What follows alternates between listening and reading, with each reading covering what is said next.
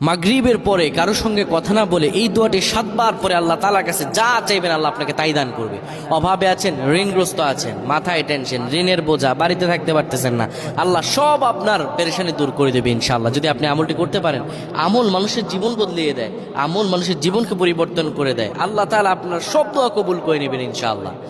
মাগরিব নামাজের পরে কিবলামুখী হয়ে থাকবেন, কারো সঙ্গে কথা বলবেন না, কারো সঙ্গে কথা না বলে কিবলামুখী হয়ে আপনি পড়বেন আল্লাহুম্মা আজিরনা মিনান নার, আল্লাহুম্মা আজিরনা মিনান নার, আল্লাহুম্মা আজিরনা মিনান নার।